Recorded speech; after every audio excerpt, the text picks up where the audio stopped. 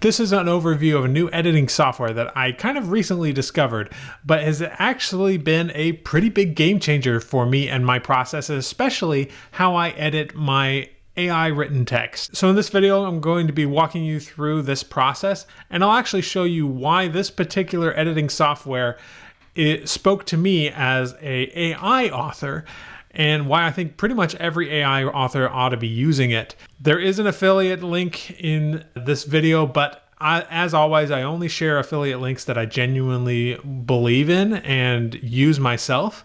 And so this is one example of that. So the tool in question is called AutoCrit. And now AutoCrit has been around for a long time, long before AI came about. They do have a few AI features now, but actually the features that I'm most excited about have existed for a little while before AI even came around, and I'll show you what they do.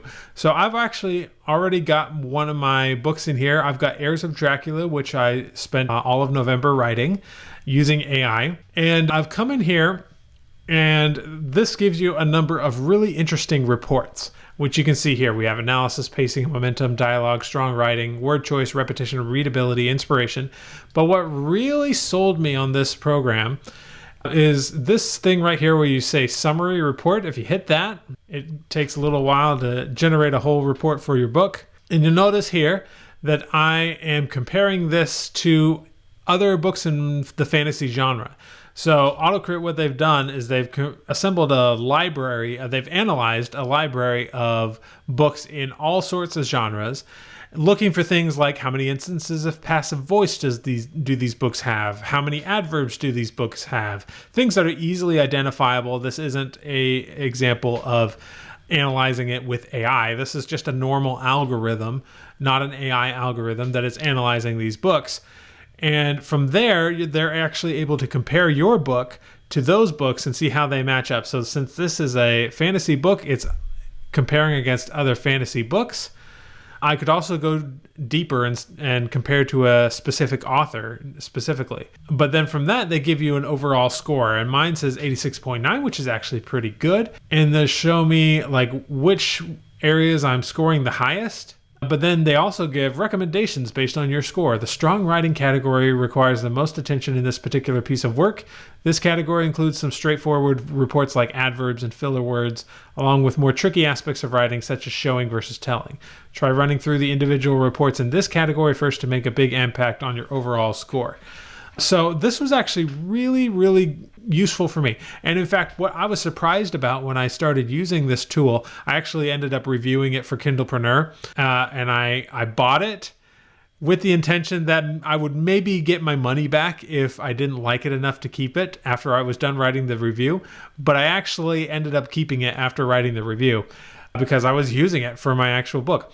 And one of the things that surprised me the most was the fact that I felt very peaceful about certain things. Like there are a lot of things when writing my own book, I have a little bit more of a handle on how good my writing style is. But when I'm using AI, I'm a little more conscious of things that may or may not be working. And I'm a little almost worried, a little nervous that the writing isn't good and that I'm just sort of skipping over it. But from this, I'm able to see like I have very few slow-paced paragraphs. My average words per paragraph is spot on. Like paragraph length, average words per sentence is spot on. And so some of these are actually really good. I can see that my book is measuring up really, really good. But as that report mentioned, there are a few areas where I could use some improvement. Now here's one that I've already fixed, which is why we're seeing it this way. For this one is the dialogue tags. Now, if you don't know, a good aspect of writing is that you're really only using said and asked as your main dialogue tags.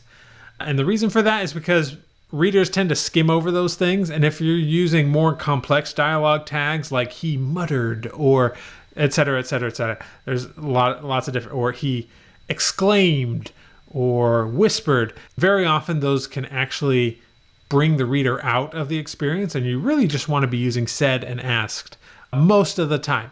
And so this gave me a good comparison of how many are in typical fantasy, how many are that are said and asked, how many that are other, and then the total. And then I can see that proportionally speaking, mine looks good here, but it didn't originally because AI is pretty bad at this. It's using all kinds of different words for dialogue tags. So I actually went through, manually edited this so that my proportions here were roughly the same. The reason we have a much less in terms of the total count here is because my book is a pretty short one for a fantasy book. Now, but here is one that I might want to look at: adverbs and dialogue.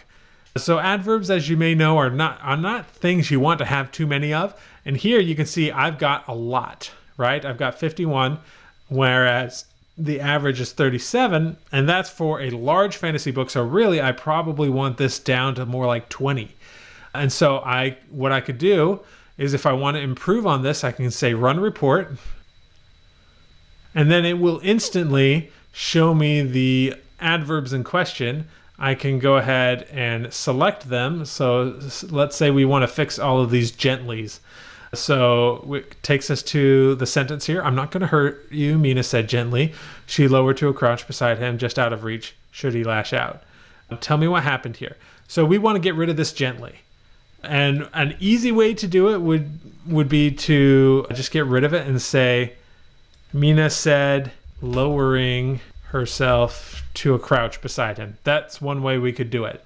If we go to the next one, another gently. Are you certain you're up for this? She asked gently. There may well be another of my kind there. So with this, we could just add an extra action beat in here. So what that could look like is she asked, let's see, where are we here? So we'll say glancing around the room as if scanning for to go alone. So something like that. And now we have an action that's happening in this scene rather than just an adverb. Most of the time, a lot of these adverbs are not necessary at all. Here's another one. I know Arthur's death hurts, she said gently. And this is actually a case where I think gently might be the right word here. But the point is that we don't want to overdo it. And so we want to get rid of probably like 75% of all of these adverbs in dialogue.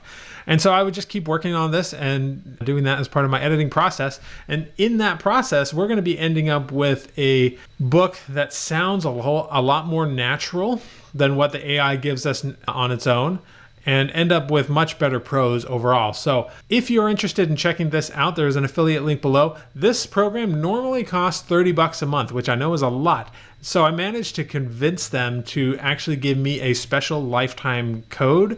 So if you want to purchase this program and just get a lifetime account for it, I have a link below where it's one of the only ways you can get a lifetime account for them and not have to be paying the regular subscription.